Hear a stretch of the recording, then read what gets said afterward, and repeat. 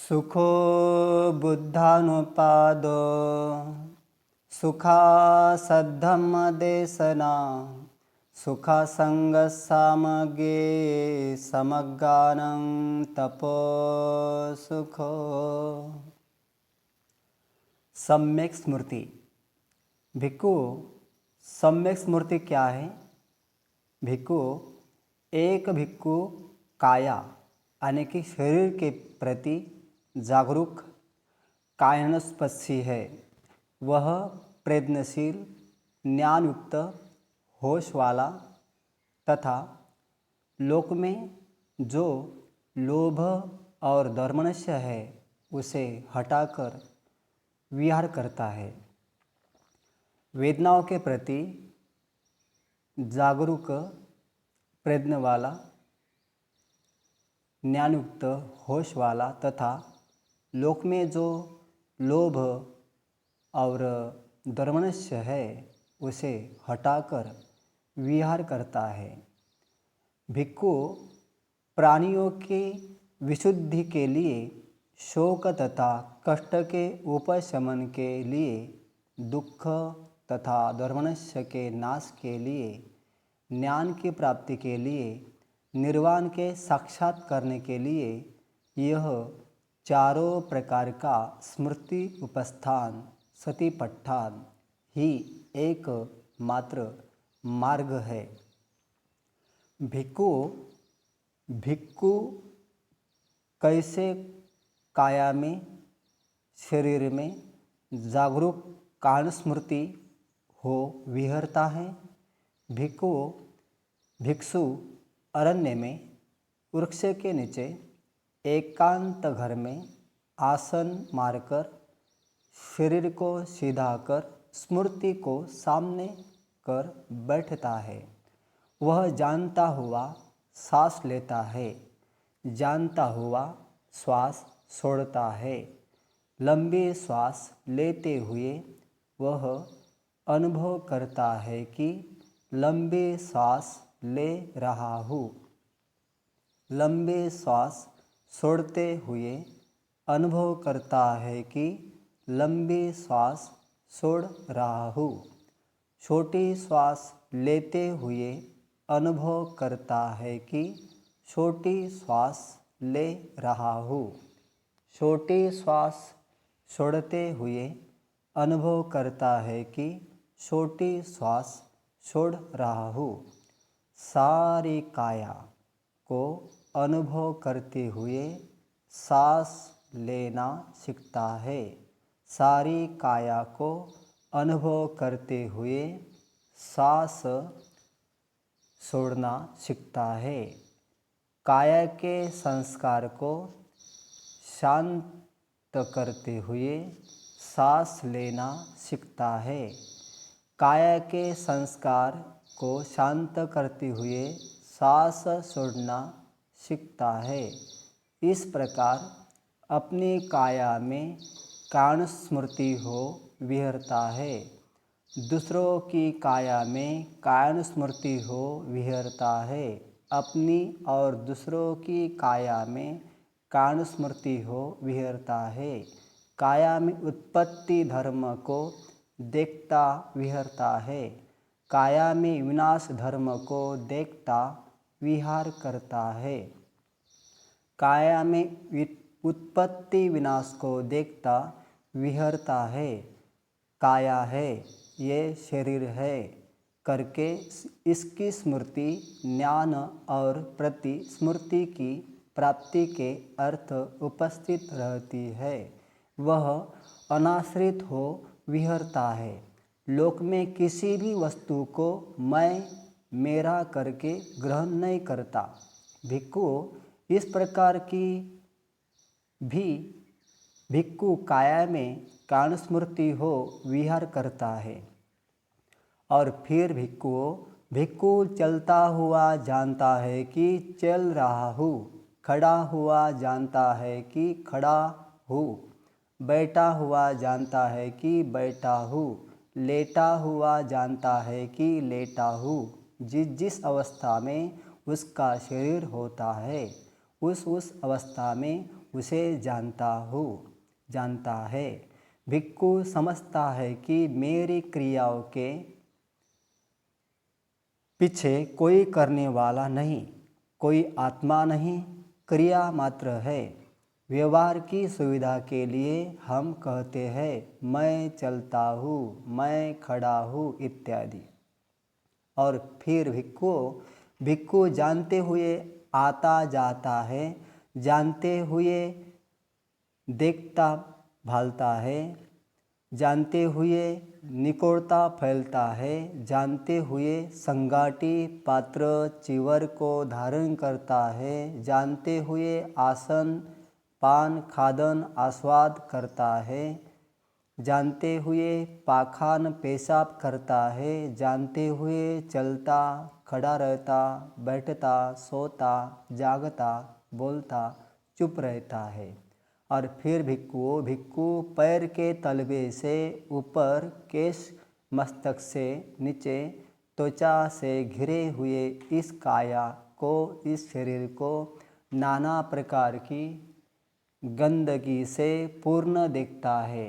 इस काया में, इस शरीर में केश है, रोम है, नख है, दांत है, चमड़ी त्वचा है, मांस है, स्नायु है, हड्डी है, हड्डी के भीतर की मज्जा है, उरुक है, कलेजा है, यकृत, लोब, तिल्ली, फुफ्फुस, आंतड़ी, बड़ी आंतड़ी, अंतर के गुण, उदरस्थ वस्तुएं, पाखाना, पित्त, कफ, पीब, लोहू, पसीना, वर, मेद, आंसू, चर्बी, वसा, लार, नासा, मल, जोड़ों में का तरल पदार्थ और मूत्र। जैसे भिक्खुओं दोनों ओर मुंह वाली एक बोरी हो और वह नाना प्रकार के अनाज, शाली, धान, मूंग, उड़ीद, तिल, तंदूर आदि से भरी हो, उसे आँख वाला आदमी खोल कर देखे, यह शाली है, यह धान है, यह मूंग है, यह उड़द है, यह तिल है, यह तंदूर है। इसी प्रकार भिक्खु पैर के तलवे से ऊपर के मस्तक के नीचे से त्वचा से घिरे हुए इस काया को, इस शरीर को नाना प्रकार की गंदगी से पूर्ण दिखता है। और फिर भिक्खु इस काया को इसकी स्थिति के अनुसार, इसकी रचना के अनुसार देखता है। इस काया में, इस शरीर में पृथ्वी महाभूत धातु, जल महाभूत धातु, अग्नि महाभूत धातु, वायु महाभूत धातु है।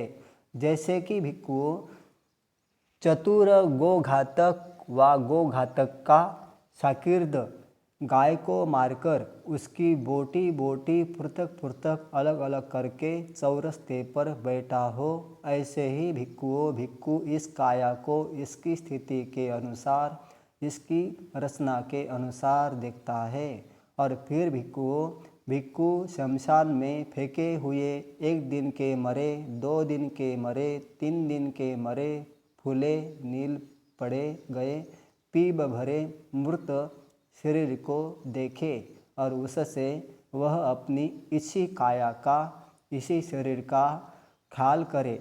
यह काया, यह शरीर भी इसी स्वभाव वाली, ऐसे ही होने वाली है, इससे न बच सकने वाली है।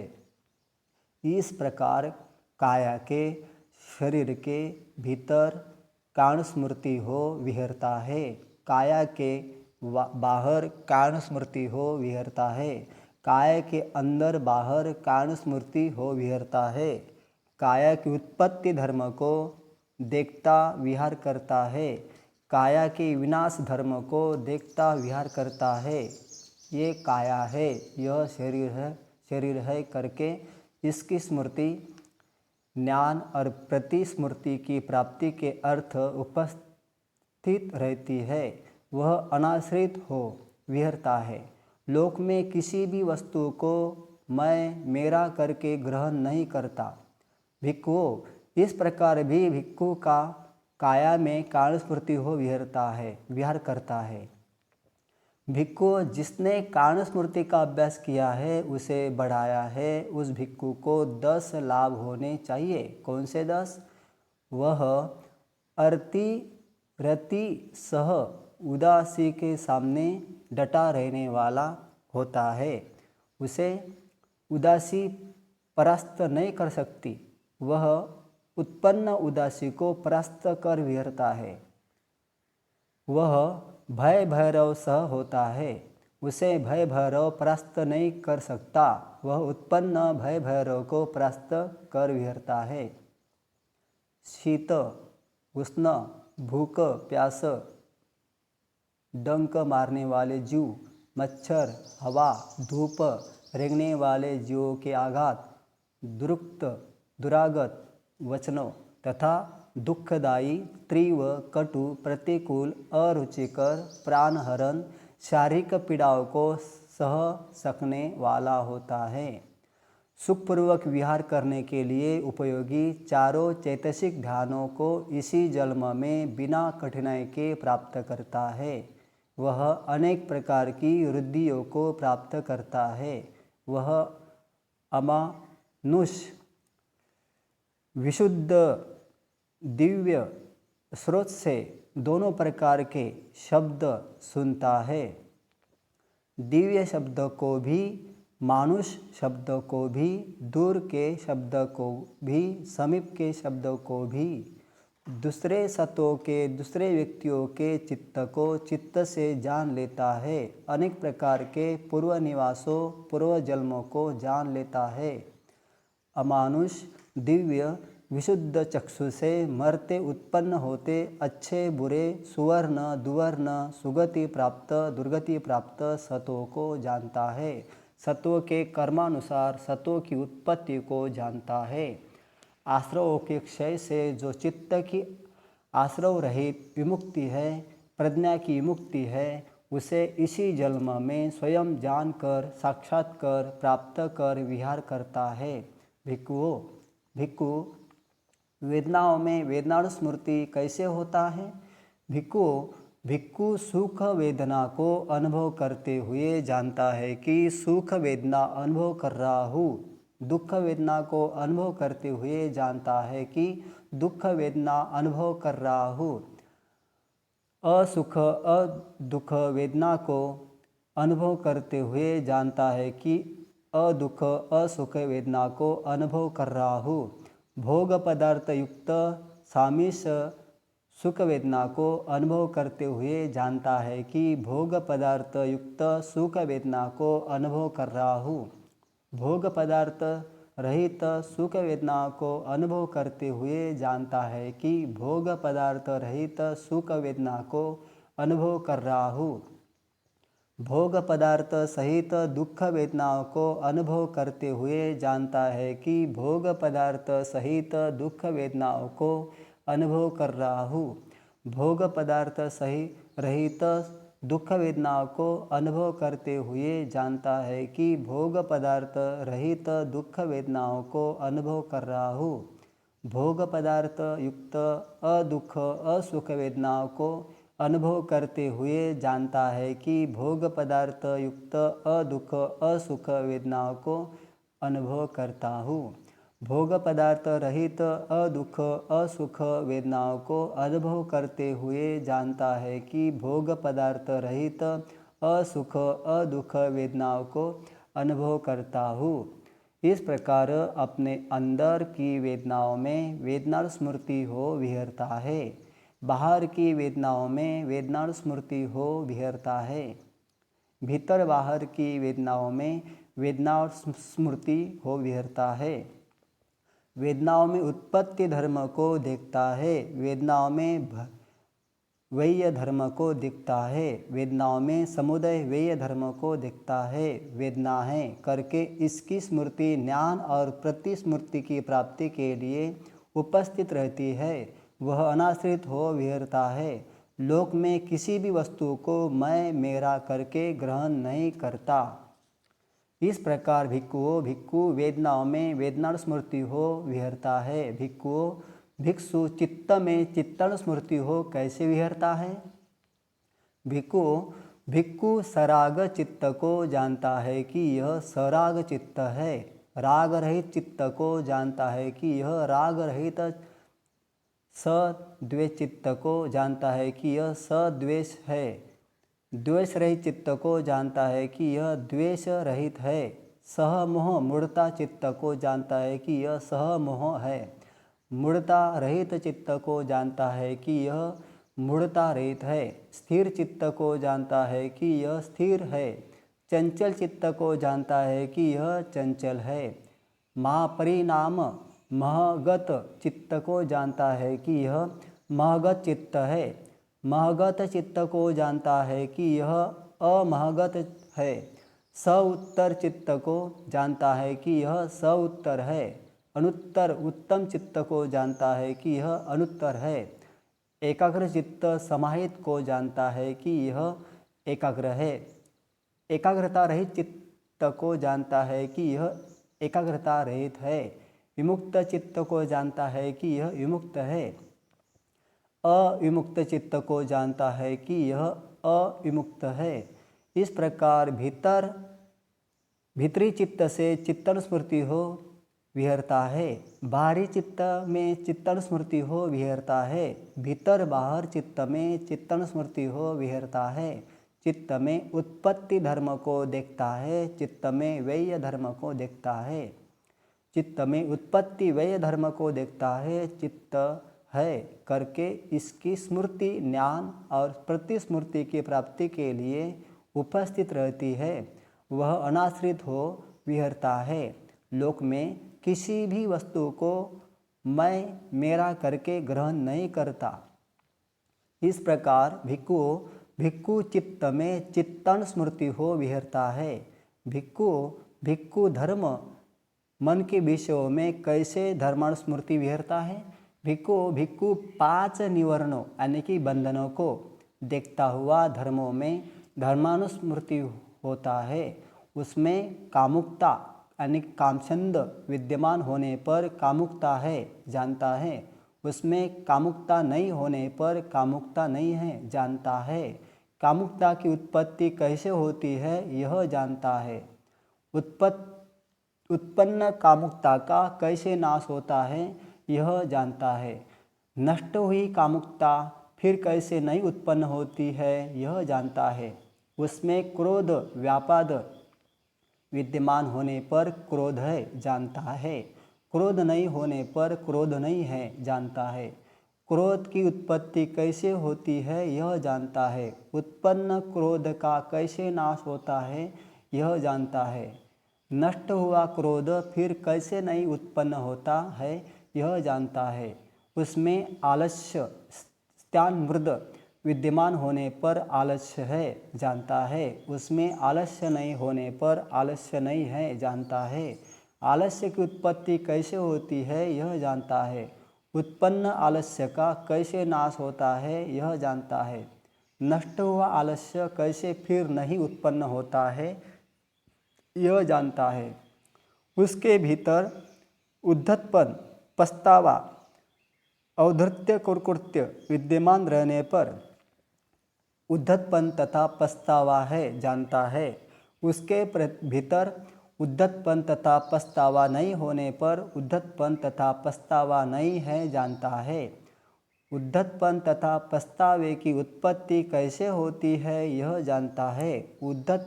उत्पन्न उद्धतपन तथा पछतावे का कैसे नाश होता है यह जानता है। नष्ट हुआ उद्धतपन तथा पछतावा फिर कैसे नहीं उत्पन्न होता है यह जानता है।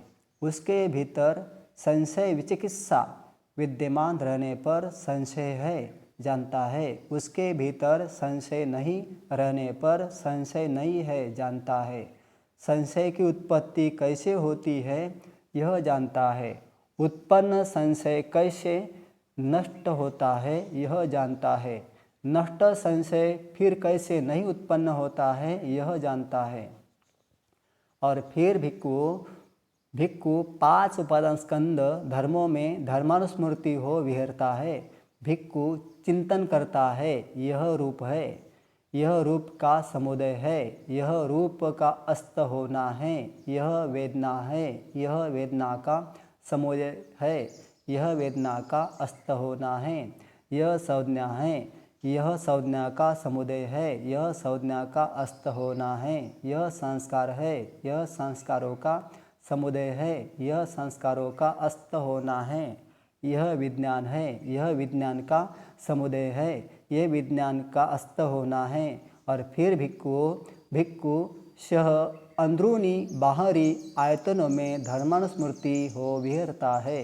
भिक्खु आँख को समझता है, रूप को समझता है और आँख तथा रूप के हेतु से जो संयोजन उत्पन्न होता है उसे समझता है। संयोजन बंधन की उत्पत्ति कैसी होती है यह जानता है। उत्पन्न संयोजन बंधन का कैसे नाश होता है यह जानता है। नष्ट संयोजन बंधन फिर कैसे नहीं उत्पन्न होता है यह जानता है। भिक्खु स्रोत को समझता है, शब्द को समझता है और स्रोत तथा शब्द के हेतु से जो संयोजन बंधन उत्पन्न होता है उसे समझता है। संयोजन की उत्पत्ति कैसे होती है यह समझता है। उत्पन्न संयोजन बंधन का कैसे नाश होता है यह समझता है। नष्ट संयोजन बंधन फिर कैसे नहीं उत्पन्न होता है यह समझता है। भिक्खु घ्राण को समझता है, गंध को समझता है और घ्राण तथा गंध के हेतु से जो संयोजन बंधन उत्पन्न होता है उसे समझता है। संयोजन बंधन की उत्पत्ति कैसे होती है यह समझता है। उत्पन्न संयोजन बंधन का कैसे नाश होता है यह समझता है। नष्ट संयोजन बंधन फिर कैसे नहीं उत्पन्न होता है यह समझता है। भिक्खु जीवा को समझता है, रस को समझता है और जीवा तथा रस के हेतु से जो संयोजन बंधन उत्पन्न होता है उसे समझता है। संयोजन की बंधन की उत्पत्ति कैसे होती है यह समझता है। उत्पन्न संयोजन बंधन का कैसे नाश होता है यह समझता है। नष्ट संयोजन बंधन फिर कैसे उत्पन्न नहीं होता है यह समझता है। भिक्खु काया को समझता है, स्पर्श को समझता है और काया तथा स्पर्श के हेतु से जो संयोजन बंधन उत्पन्न होता है उसे समझता है।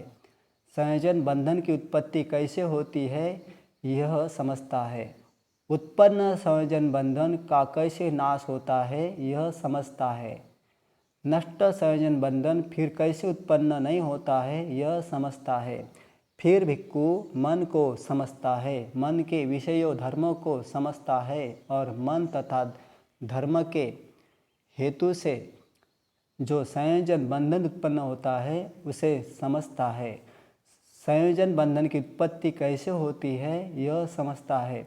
उत्पन्न संयोजन बंधन का कैसे नाश होता है यह समझता है। नष्ट संयोजन बंधन फिर कैसे उत्पन्न नहीं होता यह समझता है। और फिर भिक्खु 7 बोधि अंग धर्मों में धर्मानुस्मृति हो विहरता है। फिर भिक्खु स्मृति संबोधि अंग, धर्म विषय संबोधि अंग, वीर्य संबोधि अंग, प्रीति संबोधि अंग, प्रशब्दि संबोधि अंग तथा उपेक्षा संबोधि अंग इन सब के विद्यमान रहने पर विद्यमान है जानता है, विद्यमान नहीं रहने पर विद्यमान नहीं है जानता है। इन सब की उत्पत्ति कैसे होती है यह जानता है। उत्पन्न संबोधि अंग की भावना कैसे पूरी होती है यह जानता है। और फिर भिक्खु 4 आर्य सत्य धर्मों में धर्मानुस्मृति हो विहरता है। भिक्खु यह दुख है इसे यथार्थ रूप से जानता है। यह दुख समुदय है इसे यथार्थ रूप से जानता है। यह दुख निरोध है इसे यथार्थ रूप से जानता है। यह दुख निरोध की ओर ले जाने वाला मार्ग है इसे यथार्थ रूप से जानता है। इस प्रकार भीतरी धर्मों में धर्मानुस्मृति हो विहरता है, बाहरी धर्मों में धर्मानुस्मृति हो विहरता है। भीतर बाहर धर्मों में धर्मानुस्मृति हो विहरता है। धर्मों में उत्पत्ति धर्म को देखता है, धर्मों में व्यय धर्म को देखता है, धर्मों में समुदय उत्पन्न व्यय धर्म को देखता है। धर्म है करके इसकी स्मृति ज्ञान और प्रतिस्मृति की प्राप्ति के लिए उपस्थित रहती है। वह अनाश्रित हो विहरता है। लोक में किसी भी वस्तु को मैं और मेरा करके ग्रहण नहीं करता। भिक्षुओं, जो कोई भिक्षु इन चार स्मृति प्रस्थानों को इस चार स्मृति उपस्थानों की 7 वर्ष तक भावना करे, उसे 2 फलों में से एक फल की प्राप्ति अवश्य होगी। इसी जन्म में अरहत्व उपादान अवशिष्ट रहने पर अनागामी भाव। भिक्षुओं, 7 वर्ष की बात रहने दो। 6 वर्ष, 5 वर्ष, 4 वर्ष, 3 वर्ष, 2 वर्ष, 1 वर्ष, मास, सप्ताह भर भी भावना करे तो उसे 2 फलों में से एक फल अवश्य प्राप्त होगा। इसी जन्म में अरहत्व व उपादान अवशिष्ट रहने पर अनागामी भाव। इसका अभ्यास करे, इसका लाभ ले भिक्षुओं। साधु साधु साधु।